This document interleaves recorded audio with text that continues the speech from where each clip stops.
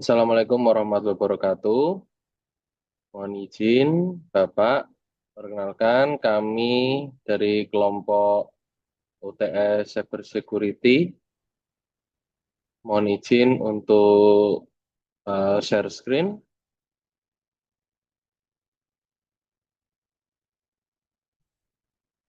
Baik, pada kesempatan kali ini, perkenalkan nama saya Argan Teja Prakoso dan dua rekan saya yaitu Lutfi Alfianika dan Siti Wahyu Lestari akan mempresentasikan tentang keamanan siber dalam pembelajaran daring, yaitu implementasi CIA Triad dan manajemen risiko platform e-education.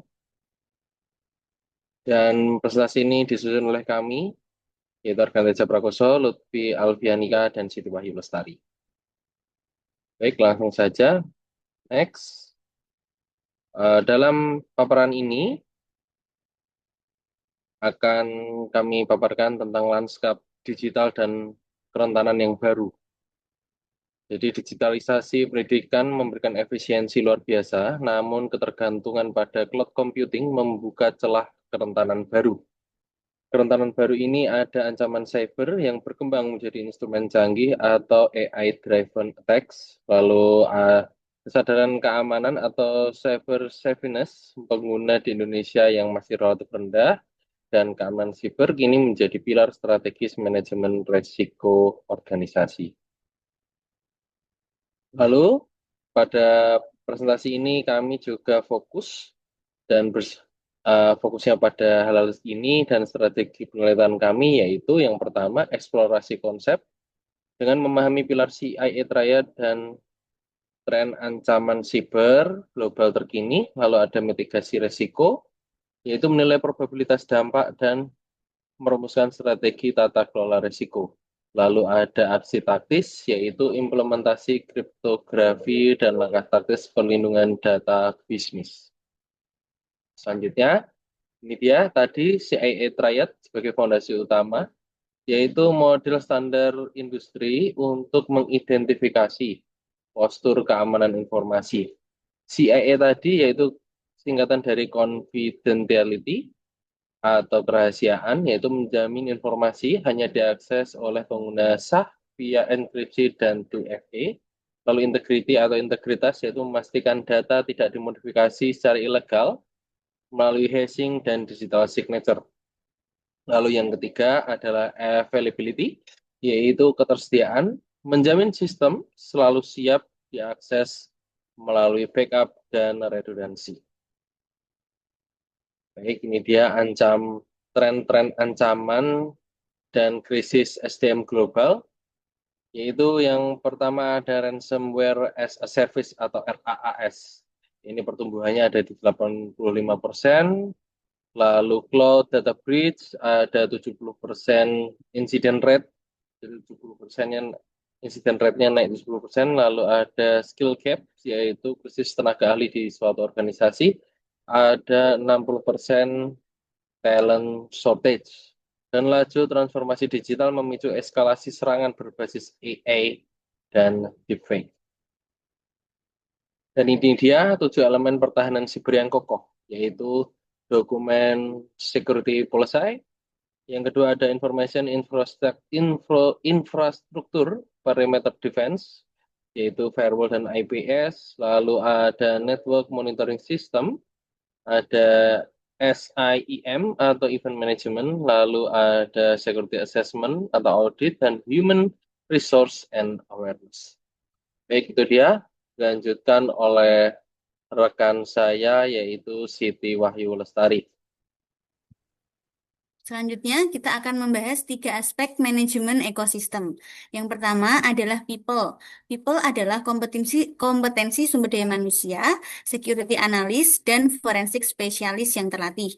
Yang kedua adalah proses, yaitu tata kelola aturan, kebijakan GRC, dan kepatuhan standar internasional. Yang ketiga adalah teknologi, yaitu berupa integrator alat keamanan, enskripsi, dan solusi deteksi ancaman otomatis.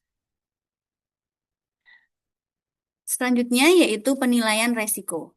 Penilaian resiko terdiri dari 4 tingkatan. Yang pertama adalah ekstrim, dengan probabilitas hampir pasti terjadi. Dampaknya sangat parah, sehingga status mitigasinya diperlukan tindakan yang segera. Selanjutnya adalah high, yaitu tingkat probabilitas kemungkinan besar terjadi dengan dampak yang sangat besar, sehingga mitigasinya harus menjadi prioritas. Yang ketiga adalah medium, dengan tingkat probabilitas mungkin terjadi dan dampaknya sedang, sehingga status mitigasinya dalam pemantauan rutin. Yang terakhir adalah tingkat resiko low atau rendah, dengan probabilitas kecil kemungkinan terjadi, dampaknya pun kecil, sehingga status mitigasinya dapat diterima dan dapat ditinjau secara berkala. Kemudian terdapat 4 tingkatan klasifikasi data. Yang pertama yaitu data sangat rahasia, yaitu data yang fatal jika data tersebut bocor. Yang kedua adalah data internal, yaitu data pribadi pengguna. Kemudian yang ketiga adalah data internal, yaitu data konsumsi internal organisasi. Yang terakhir adalah data publik, yaitu data yang dapat diakses oleh masyarakat umum. Selanjutnya, kita akan membahas mengenai proteksi privasi via kriptografi. Nah, untuk melindungi data dari ancaman pasif atau sniffing dan aktif atau modification, terdapat 3 key yang dapat digunakan. Yang pertama adalah symmetric key, yaitu kunci rahasia tunggal untuk enkripsi dan deskripsi cepat. Yang kedua adalah asymmetric key, yaitu sepasang kunci atau public dan privat untuk keamanan yang tinggi. Dan yang terakhir adalah one-way function atau fungsi hashing untuk verifikasi integritas data dan digital signature. Kemudian terdapat 3 dimensi ancaman nasional atau BSSN. Yang pertama yaitu dimensi fisik. Dimensi fisik meliputi sabotase pusat data, pencurian perangkat keras, perusakan infrastruktur fisik.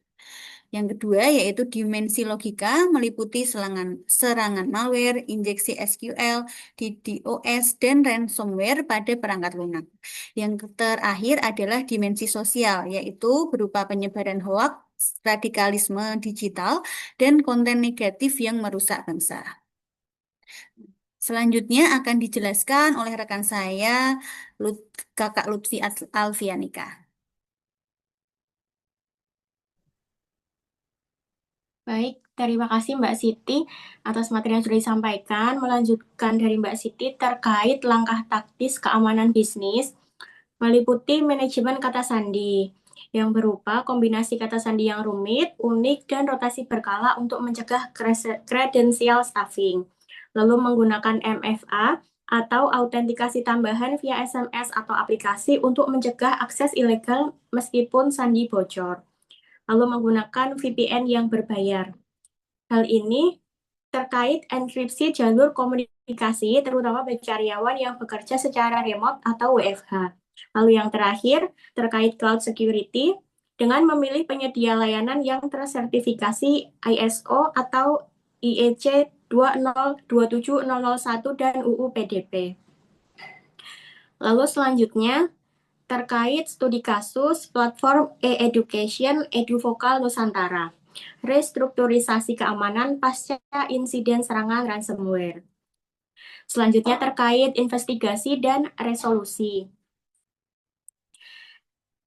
Masalahnya yaitu kelumpuhan sistem 48 jam akibat human error atau phishing dan kegagalan IDS. Terbagi menjadi 3 hal. Dalam hal pertama yaitu mitigate, meliputi pelatihan literasi keamanan dan pembaruan arsitektur sistem. Yang kedua terkait transfer, yaitu mitigasi basis data ke cloud tersertifikasi standar global. Lalu yang terakhir terkait policy, pengetatan klasifikasi data restricted and confidential via public key encryption. Lalu yang selanjutnya terkait kesimpulan dan rekomendasi strategis, di mana keamanan cyber bukan hanya masalah teknis, tapi disiplin ilmu holistik yang meliputi people, proses, dan teknologi. Yang pertama, terkait GRC atau terapkan tata kelola governance, risk, and compliance secara adaptif.